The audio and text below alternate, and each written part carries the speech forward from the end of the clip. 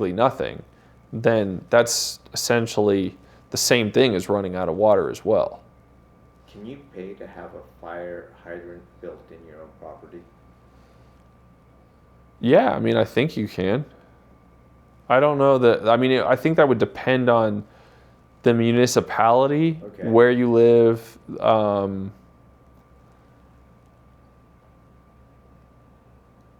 That would be, I think that would all depend on the specific building codes, and I don't think there's a blanket answer to that, right? I do know some people that have pretty large pieces of property that live up near like Lake Tahoe area. And like, for instance, one guy, his house burned to the ground, right? He's got 14 acres. And I actually advised him after his first house burned to the ground, like, hey, why don't you put a hydrant in, make it on the uphill portion of your particular property, and then I showed him what to purchase, and he basically purchased his own hydrant wrenches, his own 2.5-inch hose, his own nozzles, and essentially he could theoretically protect his own house and his own property pretty well with hundreds of gallons of water per minute from his own equipment, and until the fire department gets there. Because where he lives is, about a 14 to 20 minute response for the closest fire engine to actually arrive. And he's always having to have these evacuation orders, and he lives in just like a wildland urban interface location. So I took a trip out to his property and told him exactly what I would do, exactly what I would buy, and helped him purchase things, helped him get everything set up and stuff like that. And I think that he's a lot more confident now having all that, basically being able to put up a lot better of a defense for himself than he otherwise would be, with his beautiful, beautiful house that's obviously well worth protecting. Sprinklers, they don't put out fires inside of buildings. They just hold it back for the firefighters to come. Typically, I mean, the concepts of sprinklers is to keep fires from ever like reaching the fully free burning phase. So they typically try to keep fires in the incipient level phase, or small enough to basically put out or extinguish them themselves before they ever really get going. That's the concept, at least of the design. So what material, like a lot of homes are built with wood, but there are some that are made with concrete and steel.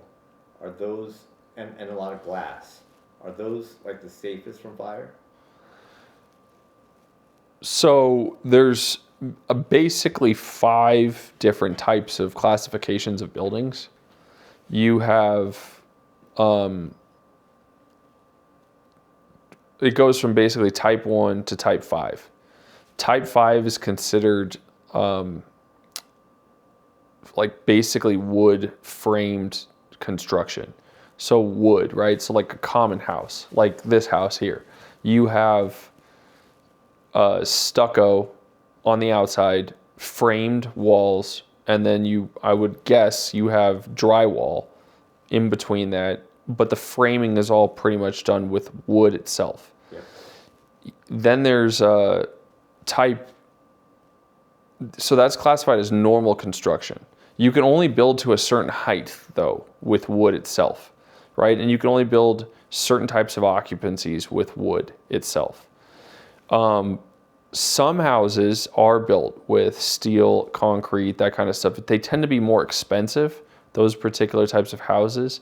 Yes, they would probably fall into the non-combustible, which would be all the way up at type 2, or fire resistive, which is like non-combustible materials, but with actual fire retardant, or the steel itself is encased inside of concrete to keep it from actually being damaged by heat. So those would be the 2 highest classifications of structures. So yeah, they would definitely be. The concrete protects the steel inside. Correct. Yeah, so basically they put steel and then they wrap the steel in concrete. So steel itself, when it gets heated above 1,000 degrees, expands and it weakens. But the concrete wrapped around the steel basically protects the steel from the heat so that that doesn't happen. And then they also provide two different types of strength. So concrete provides really, really good compressive strength, whereas steel provides really, really good compressive strength and tensile strength. But yeah, like if concrete fireproof, I mean, is there like a temperature that concrete will? It doesn't ever burn, but what concrete can do is that like there is pockets of water inside of concrete, and that water can heat up. And when that water heats up to a certain amount, it can what's called spall. So the little pockets of water can turn into steam and basically like blow little pieces of that concrete off of the exterior portions of it or crack it. Uh-huh. Okay. But yeah, I mean, like if you have the money to build a house out of concrete and steel That's how you and glass, That's how like it would be better for resisting fire, for sure. Is glass harder for firefighters to break into though, like to rescue people? I mean, depends on the glass. Like you can get glass that's super, super, super thick, right? Yeah. That can stop like an Apple store or something. You could potentially stop like, you know, like a high-powered bullet with enough glass. Yeah. So if there's enough glass, yeah, it's definitely hard for us to break into it. If it's light, like thin glass, then it's not hard to break into at all. Uh-huh. Typically what will happen, where glass, if it gets hot, right, can break itself in fires. Okay. So I've seen fires that have started on the outside of structures. It gets hot near a window or a glass door, and it shatters the glass, and then it can basically enter into the structure by shattering the glass. But again, it depends on how thick the glass is or the type of glass that it is as well. I see I forgot what it was, like some video of a person who went unconscious in a car and they're trying to go in by breaking glass, and the guy's got like a baseball bat or a hammer, and he's just banging at the glass on the driver's side door, and it won't break. Sometimes it's like really hard to break that glass. Other times you see it just shatter, you know, for no reason. Yeah, a lot of it just depends on if it's tempered, if it's laminated, if it's how many panes there are. So it just kind of depends, right? Like obviously, like you've seen the Tesla video where like Joe Rogan was going to shoot like an arrow into the Cybertruck or something like that, and he couldn't break it or something. Yeah. Like there's that level of glass on a vehicle, and then there's glass from like, you know, a Sebring or something like that from like the 80s, you know what I mean? Which if you got into an accident, it would probably all shatter, except for the windshield, because it would be just held together with that film, right? So there's a film on the front windshield that basically is like this sticky film that keeps that glass. If it shatters, it just keeps it all together on that film. So it doesn't just blast and then all come and fly right into the, you know, face and chest of the driver. What tool do you use to break the glass of a car? Well, we have glass punching tools. Oh, glass punching tools. Yeah, so it's basically like something with a really, really sharp, tiny, tiny point.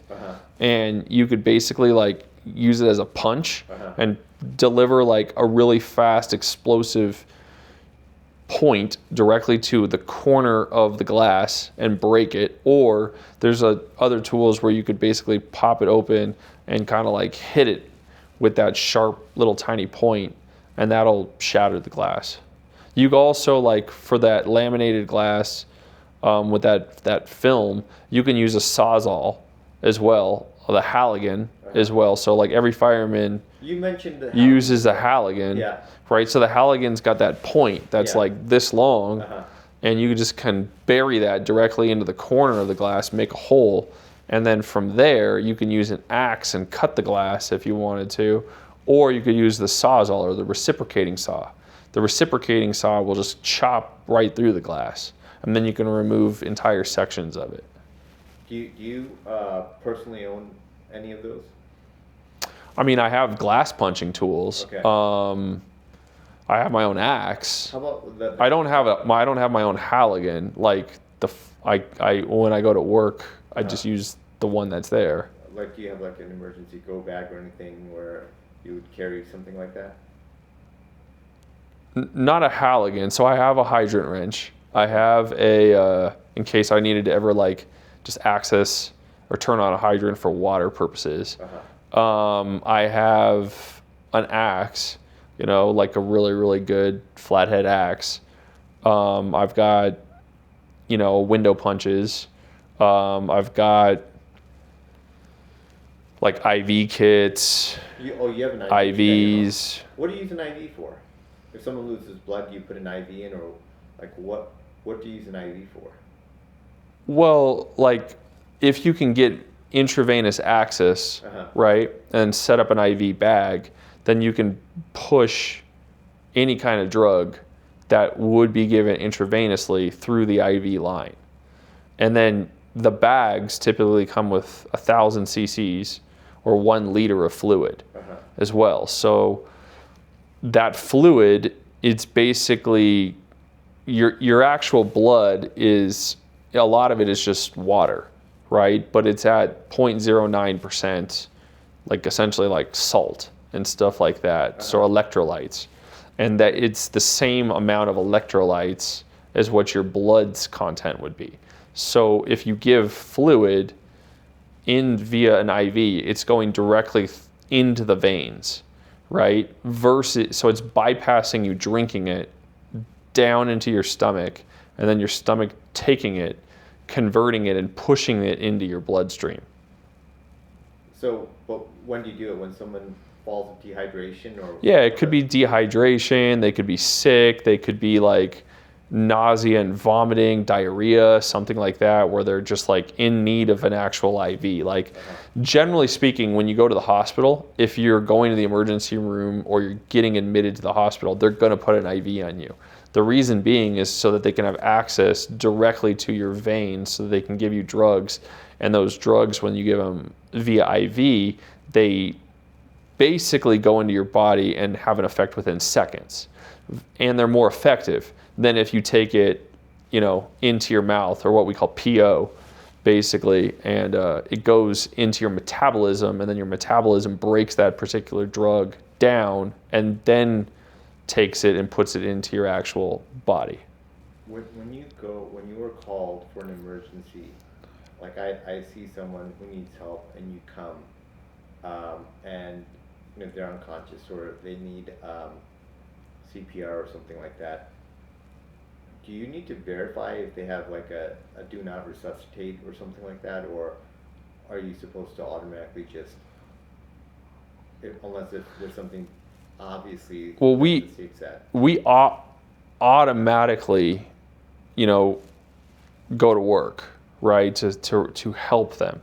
If some place or some person or some family member says, hey, this person has a do not resuscitate form, then we will professionally ask to see the form and make sure that it's authentic, that it's signed, that it's what we're supposed to have, right? And we have training on what we're actually supposed to have.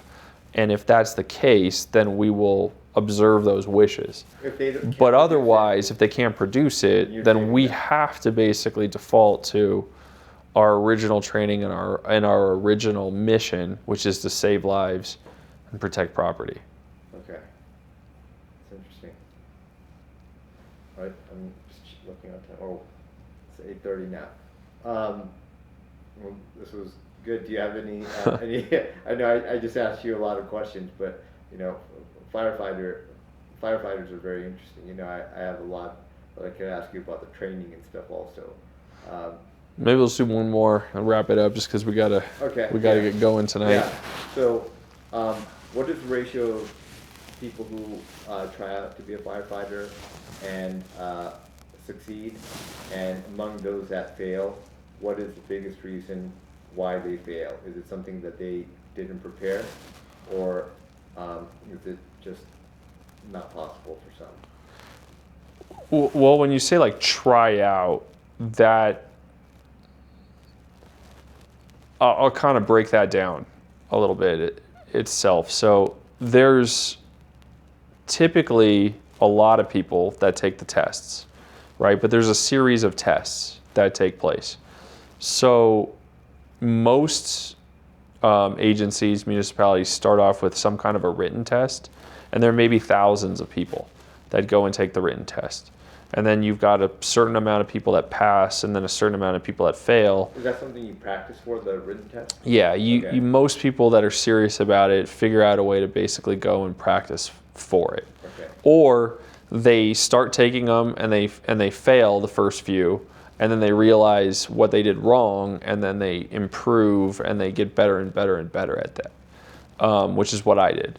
But basically, there's a written test, and when we say pass or fail, we're not talking about like A, B, C, D, E, or F, right?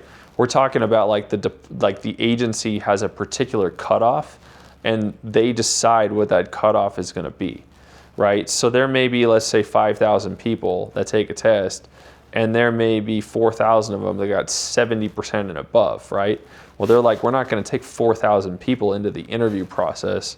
We're going to cut it at 95 and above, right? So they can cut it wherever they want to cut it to get a certain pool of people for the next step.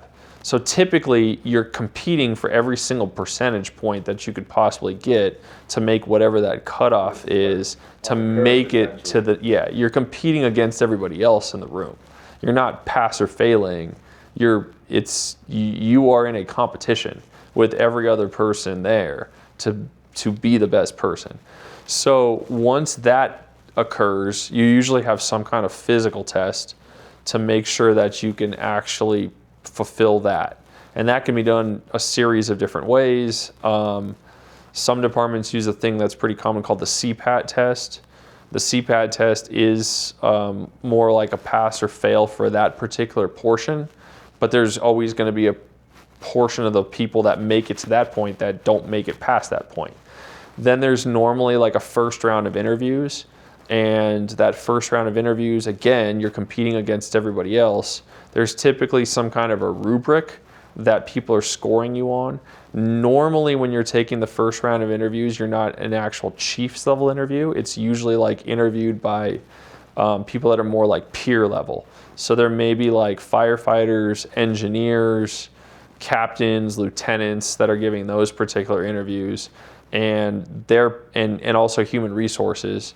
And then if you pass that, normally then there may be some kind of physical that you have to go in and get investigated to make sure that you're physically qualified from a doctor. There's also usually some kind of psychological evaluation and background check as well, just to make sure that you're not, have something that's glaring in your background that's going to get flagged, like you have felonies and stuff like that, or you're dishonest, or somewhere down the line, you're trying to hide something like that. So let's say you make it past all those things, and you're in the top percentile. Now, once you've done that, normally the last step will be some level of chief's level interview. So that may be with a fire chief, or with an operations level chief, or potentially an assistant chief, maybe even a battalion chief level. And that's usually an executive level interview where there's sometimes a little bit more latitude on the types of questions that they may ask you. And ultimately it's like, hey, these people have made it to this point, and those executive level people within the organization then may say, hey, these are the people that we want.